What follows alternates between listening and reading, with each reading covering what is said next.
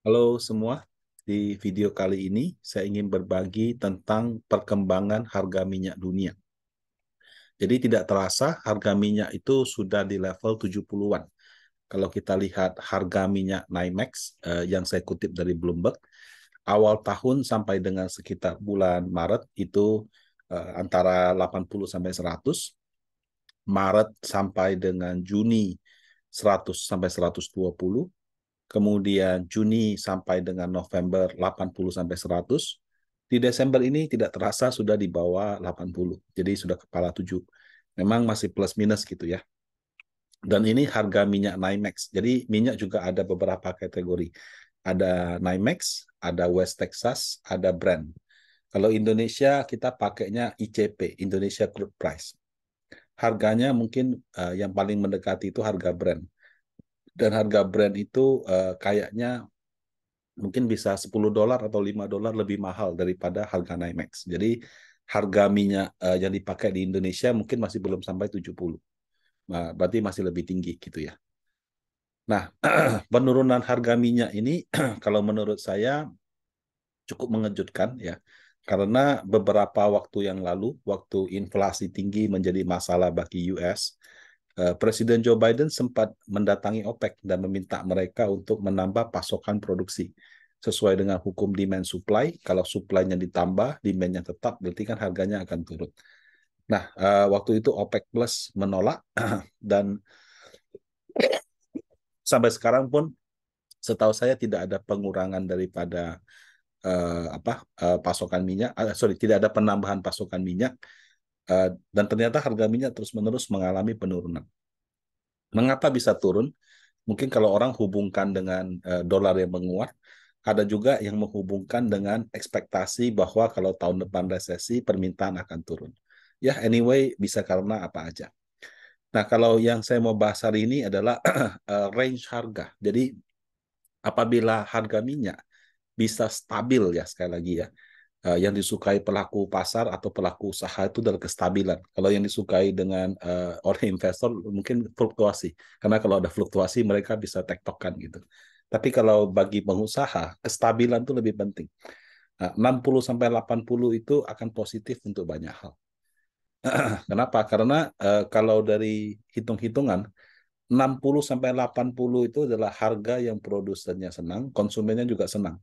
Produsennya untung, marginnya cukup, kemudian konsumennya juga bisa beli dengan harga yang tidak terlalu memberatkan. Kalau terlalu murah, produsen akan malas untuk produksi, kemudian pengembangan teknologi baru juga akan jadi lambat gitu ya. Kenapa? Karena nggak ada untungnya. Orang kalau dulu waktu shale gas itu kan booming karena harga minyak tinggi. Untuk mencari alternatif, akhirnya ada terobosan shale gas. Nah, jadi kalau harga minyak yang tinggi itu memaksa orang untuk mencari shale gas. Tapi pada saat mereka melakukan penelitian, melakukan pengembangan pertama kali sangat mahal. Jadi kalau harga minyak terlalu rendah itu tidak visible untuk diproduksi. Nah, sementara kalau misalkan terlalu tinggi, ya konsumennya yang teriak gitu kan. Semuanya jadi mahal. Karena walaupun sekarang trennya mobil listrik, mobil-mobil yang tidak pakai listrik juga masih banyak gitu. Dan kebutuhan minyak itu bukan cuma mobil aja, banyak lagi kebutuhan yang lain. Nah, kalau dalam konteks Indonesia, harga minyak turun itu akan lebih bagus lagi kalau rupiahnya juga menguat. Kenapa? Karena harga minyak itu dalam dolar per barel. Jadi kalau misalnya harga minyaknya turun, misalnya dari 90 jadi 80, tapi rupiahnya melemah dari 15.000 ke 16.000. Jadi sama saja, kita belinya minyaknya lebih murah, tapi pas dikurskan jatuhnya lebih mahal. Nah, tapi kalau misalkan harga minyak bisa turun, at the same time ya, rupiah bisa menguat, itu double berkahnya bagi Indonesia. Nah, apa contoh berkah daripada harga minyak yang murah? Ini saya dapat dari Traveloka. Saya bukan promosi juga bukan paid post ya. Saya dapat dari forwardan gitu ya. Ini adalah harga tiket dari Jakarta ke berbagai kota besar di dunia. Ada ke Singapura, Bangkok, Seoul, Tokyo, Haneda, KL, dan seterusnya ke London gitu. Nah, beberapa mungkin masih mahal ya tergantung airlines-nya. Kalau kamu naik airlines-nya full service ya harganya juga masih full service. Tapi kalau misalnya kamu naik airlines yang dia basic service, ya harganya kalau saya lihat sudah cukup murah gitu loh untuk PP ya. Nah, harga ini kalau saya bandingkan dengan 4 sampai 5 bulan yang lalu, itu mungkin 25 sampai 30% lebih murah. Kenapa bisa begitu? Satu ya, mungkin kalau untuk yang seperti Cathay Pacific, mereka kan baru-baru ini dilonggarkan, ya namanya mau promosi kan. Kemudian ada juga faktor harga minyak yang murah, memungkinkan bagi mereka untuk menyelenggarakan penerbangan dengan harga yang lebih murah. Nah, jadi ini sudah salah satu berkahnya. Jadi harga tiket pesawat menurut saya akan turun. Tapi memang lebih cepat turun yang di internasional. Kalau yang lokal saya lihat cukup sulit. Kenapa? Karena kalau di internasional pesaingnya banyak. Lihat saja.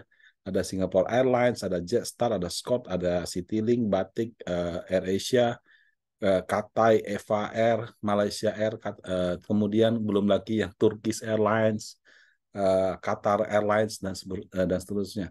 Jadi persaingan untuk rute internasional itu sangat ketat. Karena sangat ketat, kompetitif, harganya itu bisa turun lebih cepat. Kalau untuk yang lokal, pemain kita cuma tinggal dua. Grupnya Garuda sama grupnya Batik.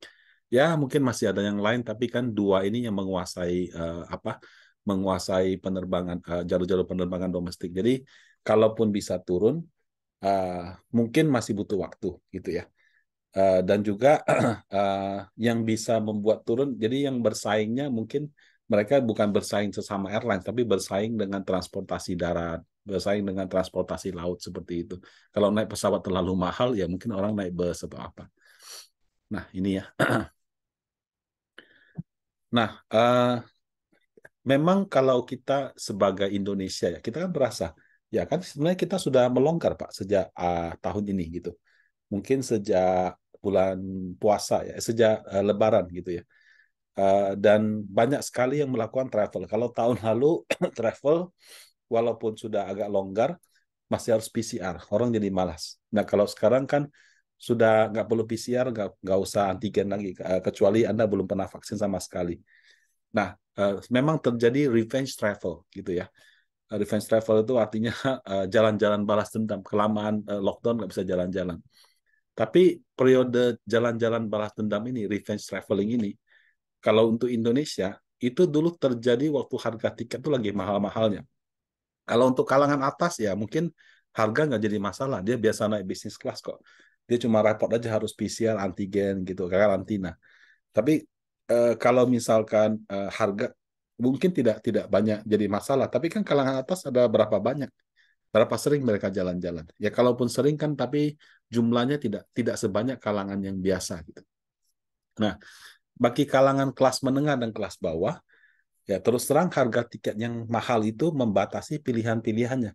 Ya kalaupun orang mungkin sudah 2 tahun nggak kemana-mana, akhirnya dia pergi, ya hanya pergi untuk kali itu aja. Kalau misalnya mahal sekali kan apa boleh buat gitu.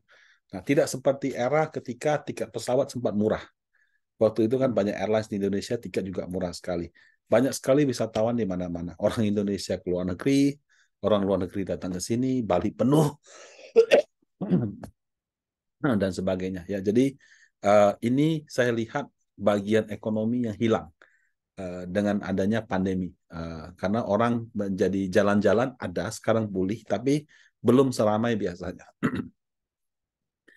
Nah, dan yang menjadi game changer terus terang itu menurut saya adalah kebijakan lockdown dari China. China itu satu-satunya negara yang lockdownnya begitu ketat ya. Sampai ketika semua negara sudah melonggarkan, kan mereka satu-satunya yang ketat sendiri. Bahkan kalau kita ikutin berita, kalau siaran Piala Dunia ya yang ditampilkan di Indonesia misalnya, dengan yang di China itu berbeda. Jadi kalau disiarkan di China itu cuma lapangannya saja, nggak ke penontonnya. Kalau kita nonton ada penontonnya gitu. Kenapa? Karena pemerintahnya mereka khawatir, loh kok di sana boleh ramai-ramai nggak pakai masker, kita kok di lockdown begitu. Nah, jadi memang memang agak berbeda ya. Mungkin mereka penduduknya terbesar di dunia, kemudian usianya memang lebih lanjut daripada orang Indonesia, rata-rata usia orang sana ya. Sehingga kalau misalkan ada pandemi yang tingkat kematiannya tinggi, mungkin akibatnya jauh lebih fatal. Yaitu mungkin cara berpikir pemerintah. Tidak, kita nggak bisa salahkan juga sih. Semuanya ada plus minus. Tapi karena diprotes diprotes berkali-kali di banyak kota, akhirnya mereka melonggarkan dan longgarnya cukup ekstrim gitu loh. Jadi dulu kayak masuk mall, masuk apa harus di PCR antigen, sekarang sudah nggak usah gitu. Nah, dengan dilonggarkannya kebijakan lockdown di China, itu sama seperti negara lainnya. Mereka juga akan ada revenge traveling. Jadi mereka juga akan jalan-jalan balas dendam gitu. Nah, dan terjadi ketika harga tiket sedang murah. Harga bukan sedang murah sih. Harga minyak sedang turun sehingga harga penerbangan relatif lebih murah gitu. Nah, jadi ya saya lihat tahun depan ya bisa saja ada kebangkitan ekonomi dari turis China yang jalan-jalan lagi. Kenapa? Karena di seluruh dunia itu bisa dikatakan orang China itulah yang wisatawan nomor satu. Bali ya kita lihat sebelum pandemi China penyumbang nomor satu. Kalau saya pernah ke Manado, bandara di Manado itu ada satu segmen yang langsung terbangnya ke kota di China dan itu ada tulisan bahasa Mandarinnya gitu. Kemudian dulu sebelum pandemi lagi mungkin pernah ingat kan ada pengusaha China dia sekali borong sekian ribu kamar hotel di Prancis. Jadi memang turis China itu ya dengan segala plus minusnya itu memang sangat menggiurkan. Nah, di awal-awal ini mungkin orang masih khawatir. Nanti kalau saya pergi, pulangnya diketatin lagi bagaimana? Saya nyangkut di bandara bagaimana? Gitu ya. Nah, tapi yang seperti ini kalau misalnya seiring dengan berjalannya waktu, seharusnya akan menjadi lebih longgar. Sehingga turisme internasional ini akan menjadi new economy. Ya, jadi orang khawatir resesi global, orang khawatir apa, fine ya, memang beralasan juga sih.